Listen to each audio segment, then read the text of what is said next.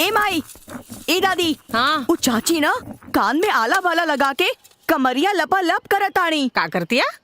ऐसे ऐसे ऐसे ऐसे। हाँ हाँ हम देखा तनी, हम देखा तनी। हाँ, चलाओ। देखा आओ दादी, आओ अरे माई। सुनतिया, जल्दी आओ। चल तेरे देखी, अरे वो का करतिया? हे भगवान।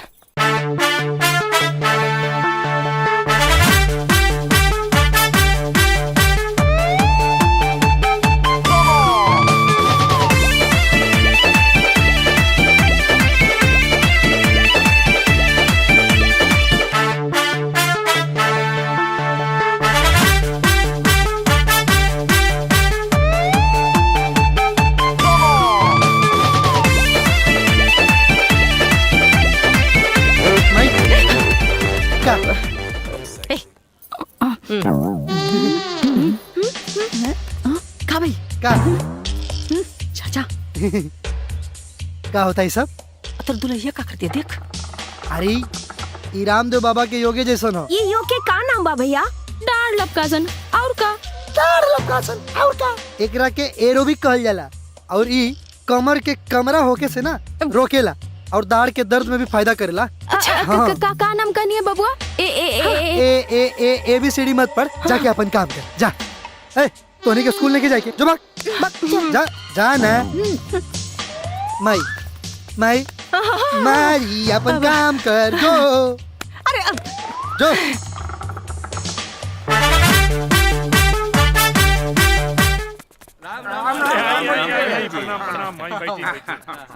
बैठी बैठी। अरे धन्य भाग हमार। बैठी एने बैठी। हाँ। भोरे भोरे सब कोई हमरा दुरा पर का बात है? सब ठीक ठाक बानू? अरे भैया टेंशन मत ला, सब ठीक बा। अरे हमनी सब तो नहीं की पतोया के हाथ से चाय पिया आइल बानी। अरे रे रे ठीक बा ठीक बा। ठीक बा। का है नहीं बहुत अच्छा कहीं नहीं। हाँ हम तो खुदे बुलावे वाला रहनी। अच्छा कहीं नहीं आ गई नहीं। अवध जाके छोटकी बहुरिया के हाथ से चाय बनवा के लिया। नारायण भाई, छोटकी पतोहिया के व्यवहार संस्कार सब ठीक बा ना? अरे ठीक न रही तो हम ठीक कर देव ना। वो लोग तो हमार दिमाग जनबे करेला कितना गरम रहेला। एक बार समझाए से समझ गए तो ठीक, नहीं तो मार के पीठ सुझाते। अरे क्या बताई, हम लोगन के जागे के पहले भोरे भोरे उठ जाला और नहा धो के कब तैयार हो जाला पते नहीं चलेला। और दूसर बात, बिना घूंघट के घर के बाहर कदम ना निकालेला। और ताउर अब हम का बताई तू लोगन, दिन भर केहू के काम न कर देला और राती के ने सास और जेठानी के गोर दबावेला।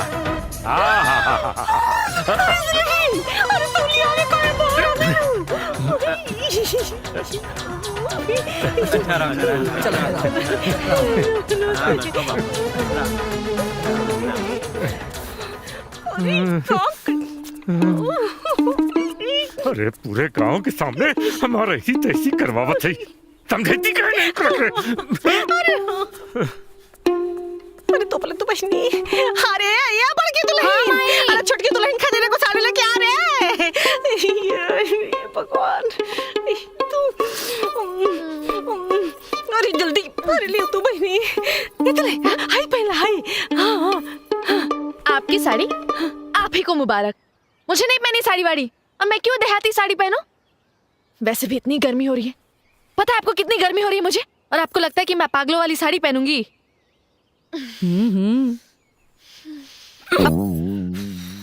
एकदम ठीक कहलू बच्ची, एकदम ठीक कहलू। अरे कोई बेर हम चिंटुआ के बाबू से कहली कि हमनो के ऐसा कपड़ा लिया बा जौन तनी घुटना के ऊपर ले रहे, तनी हवा लगे। अरे बड़ा निकावा लगता है तो ऊपर करे, बड़ा निकावा लगता। लेकिन अपने तो धोती पहन ली है, और धोती पहन के ऐसे लपेट ली है, और ठेवना ले ऊपर चढ़ल रही, हवा खात रही है, और यहाँ मेरा रू गर्मी में उछलती है। हाँ, कितना निकावा लगता है, मस्त लग रहे हैं आप लोग।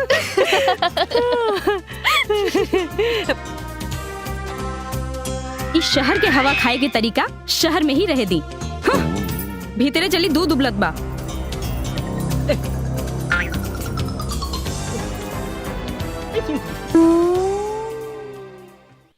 कि तू तो बुझेलू ना हमर परेशानी, हमर सुखल बीतता जवानी, पलानी में जवानी रोवता, ए हो पलानी में जवानी रोवता, ए हो पलानी में जवानी रोवता।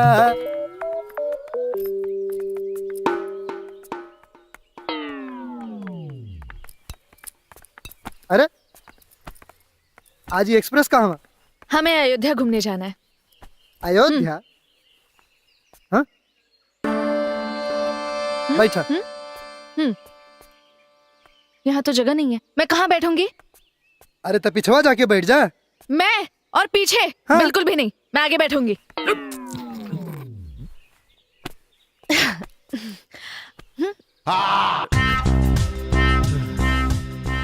एक्सक्यूज मी, थोड़ा उधर चलो। ढेर दिक्कत होता तू ही चला ला, हम जाता नहीं। अरे सुनो सुनो, ठीक है हाँ। मैं एडजस्ट कर लूंगी, बैठो।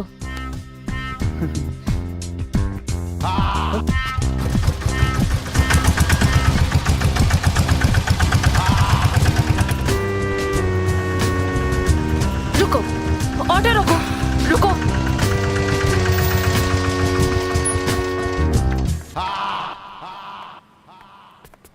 कहाँ भाई?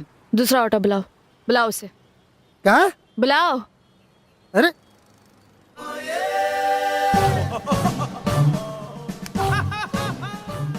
फोन लगाओ उसे, कहाँ है?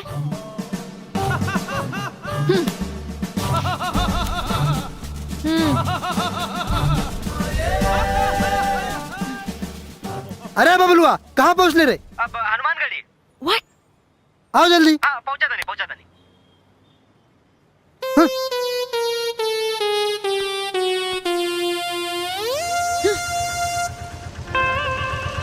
आ गए ला गए, ला आ गए। चलो चलो, बैठा बैठा बैठा।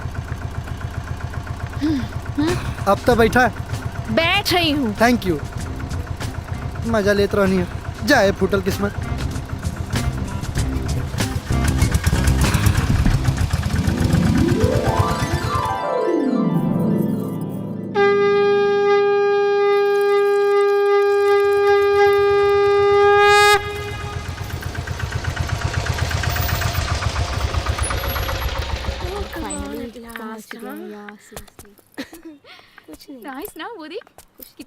अरे सुना, ये सब का देखा ताड़ू? चलो चलो, आओ आओ, चलो हम तारन के सरयू नदी देखा होता नहीं। हाँ ये क्या हो रहा है? यहाँ के लोगन के मान्यता बा, मंगलवार के दिन पर जौन भी विवाहित स्त्री ई पेड़ के धागा बांध के फेरा लेवेली, वो अपना सुहाग के साथे 7 जन्म तक बन जाली। क्या तुम हमारी बचपन में हुई शादी को मानते हो? हाँ बिल्कुल। तो तुम्हारे हिसाब से हमारी शादी भगवान की मर्जी से हुई है? हाँ। अरे ये सब किताबी बातें हैं जो पढ़ने और सुनने में अच्छी लगती है, असली में ना। और हाँ, अगर हमारी शादी भगवान की मर्जी से हुई है ना, तो हमें वही मिलाएंगे। चलो।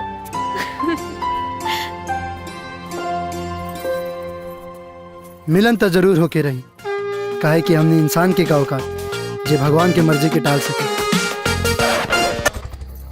दिखाओ हमें, है?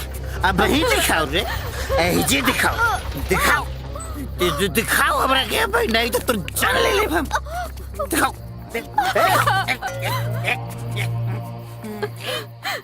का दिखावे के बोले ताड़े रे? ये हमरा से कहा था कि हमरा के प्यार बा, हमरा पे विश्वास बा, हमरा पे एतबार बा, हमरा पे नाच बा। अगर नाच बा तो दिखाओ हमरा के, दिखाओ। अरे उजड़े चमन, आधा बाल, प्यार मोहब्बत रोड पर देखे के चीज ना है, घर में जाके देखे के चीज है, बुझाइल? ये हम दिखावत नहीं, रुक। ये क्या है? चुनौती? ये क्या है? सुरती? और दिखावत नहीं हम, हाँ? रुक 1 मिनट। ये क्या है? डाबा? ये क्या? दूध? खाएगा ना? दिखावत रे। बड़ा अजीब चीज देखा के तारा के शौक चढ़ल बा। हाँ, हम अजीब है, हमरा क्या अजीब चीज देखे के शौक चढ़ल बिया। एकदम सही कहला, एकदम ठीक कहला। आज ना आज एकरा से बिना देख लेना छोड़िए मत। ये देखो अंधे को सपोर्ट करने का आना आ गया। Thank you. एक मिनट।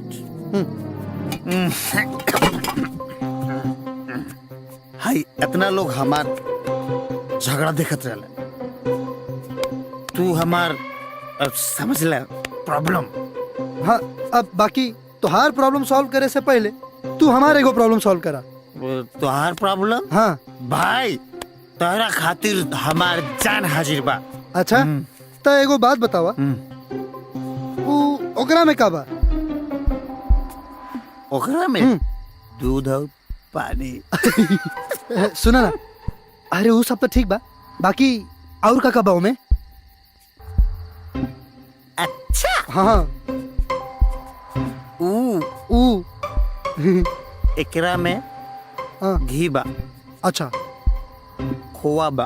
अच्छा छेना बा। अच्छा मट्ठा बा। ओके तो एगो काम करा, दिखाओ तो तनी। एकरा के कैसे दिखा सकेला? अरे? जब दूध से बनावल जाला। हाँ जब जरूरत पड़ी तो दिखा दे। अच्छा हाँ तो वैसे ही औरत सब होली, पत्नी के प्यार भी वही तरह होला, जरूरत पड़ला पर दिखाई देवेला। जब तू दारू पी के उल्टी करेला ना तो वो घड़ी ई नौकरानी बन के तोहार उल्टी साफ करे ले, और जब तू बिना खैले रात के सूत जात होकबे ना तो एगो माई लेखा तो के जगा के खाना खियावत होई। और तू इनकरा के बीच सड़क पर सबके सामने मारत अरे, अगर ही चाहे तो तहरा के 2 थप्पड़ जमा सकेले, बाकी ना ई तोहार इज्जत करेली, और वह इज्जत के बचावे खातिर तोहारी बेतुका जुल्म सहताड़ी। जवन चीज तू बीच सड़क पे तमाशा करके देखल चाहताड़े ना, वो कोनो देखे वाला चीज ना बल्कि महसूस करे वाला चीज है। जैसे कि हवा, ये हवा एके हमनी के देख ना सकेनी, खाली महसूस कर सकेनी। और अगर ये बात के तू ना समझ पहले ना भी तो तोरा मरद भैला पर धिक्कार। हमरा के माफ कर दे।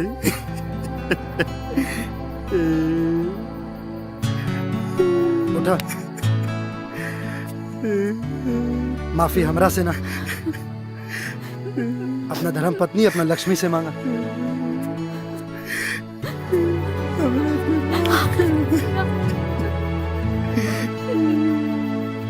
ए उजड़े चमन, बुझाइल प्यार मोहब्बत घर के चीज होला, बाहर रोड पर तमाशा ना होके के चाहिए। जा जा भीतर का जा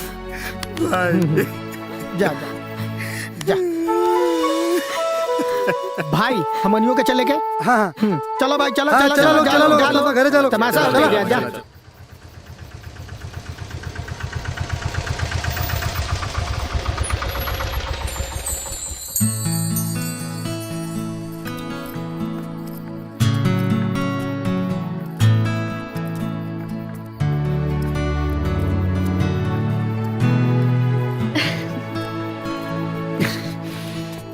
लागत मामला सेट हो जाई। ए भाई कम तू यहाँ यहाँ ये मतलब कि अयोध्या भ्रमण करे के ठेका लेके भतार बना बड़ा का? अरे मैटर कहाँ तक पहुंचा हमको ये बताइए। कैसन मैटर? आयो दादा। अरे हम लोग का कहने का मतलब ये है कि भाभी के साथ चुम्मा चुम्मी खटिया फटिया हुआ कि नहीं? अरे यार आज तक ले उनका हम छुअले तक नहीं की, और चुम्मा चाटी और सुहागरात दिल्ली से भी दूर बा। अरे हटा मर्दे, हमरे तारा मर्द होके भी सकबा। भाभी के आइले 1 हफ्ता से ज्यादा हो गई, अभी तक सलामी ना देला सुहागरात के तू। ये करियो भाई, लगा दे सिस्टम में प्रॉब्लम बा। अच्छा तनी है नहीं तो डॉक्टर साहब, ये नहीं था।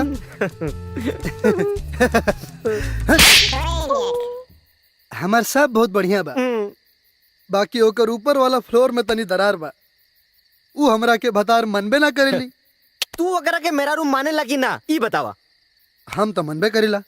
तब भाई हाँ आज के रात हाँ कयामत के हाय तू कैसे? हम जाए बाजार। अच्छा बाजार से लाइम खम्बा, अच्छा। आधा तू आधा हम। फिर ओकरा बाद हाँ सुहाग रात के सैनिक बन के कर दिए चढ़ाई, 1 टेक ओके ओके ओके अच्छा ई ना पी ओ ना ना हमारा का बहुत काम बा, तू लोग मजा करा। जय राम जी की। गोइंग ओके ओके डॉक्टर साहब। जो करी हुआ ले ले आओ। आज मामला आर ना पार करके छोड़े। जियो मेरे शेर आवतानी लेके वाह चौक पर मिलल हा हाँ तनी महंगा देले बा मगर ठीक है बा। ओ पानी बोली हा बस चलो उठावा चीज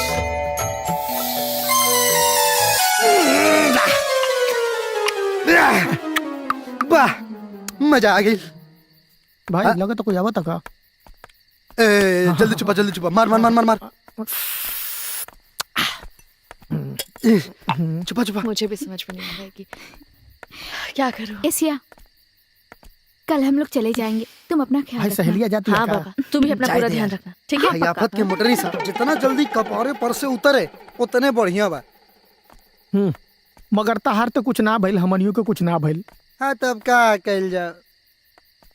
तुम लोग इतनी रात को यहाँ क्या कर रहे हो? वो हमनी के ना फ्यूचर प्लानिंग करत रहनी है जा। Future planning? कैसे फ्यूचर प्लानिंग कर रहे हो, जरा मुझे भी बताओ। तू का करबू फ्यूचर प्लानिंग सुन के? फिर से बोलना। अरे तू का करबू फ्यूचर प्लानिंग सुन के? दारू पी रखी है? एक मिनट। अरे आपका ढूक जीवे महकरा मैडम। हमने के तक खबो दारू के हाथों ना लगावे ली जा। वो क्या है ना, दारू पीने के लिए हाथ की जरूरत नहीं है, आप स्ट्रॉ से भी पी सकते हैं। अच्छा हाँ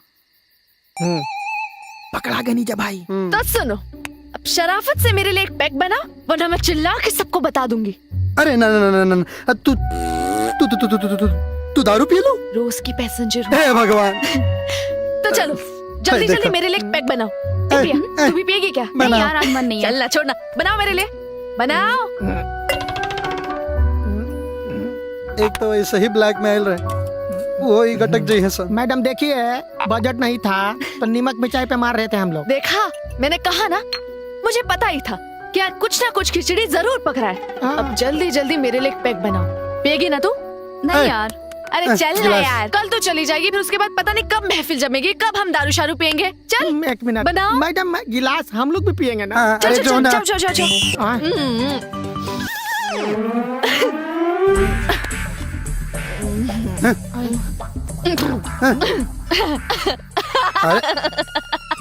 चढ़े गया दारू रे पगला लो तोर में हरारू रे फुर फुर फुर अरे फुर फुर फुर फुर। सिया, don't touch me, don't touch me। ठीक बा। अरे भाई अरे तुम्हें लगता है कि मैं होश में नहीं हूँ ना?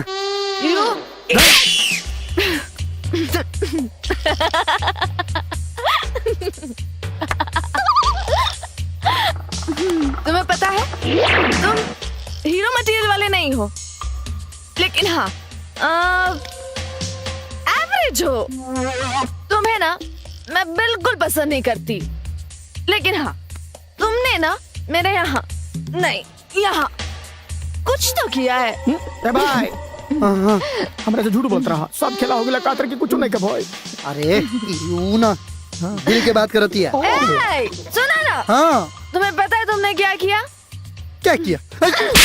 अरे ए भाई बर्दाश्त से बाहर जा रहा है। ये हीरो के दोस्त चुपचाप खड़े रहो, ज्यादा हीरो बनने की कोशिश मत करो। हीरोइन के सहेली तुम भी सहेलिए रहो, ज्यादा हीरोइन बनने की कोशिश ना करो, ना तो अंगुरिया देख रही हो ना, हूर देंगे तो मर जाएगी यही जे। सुनो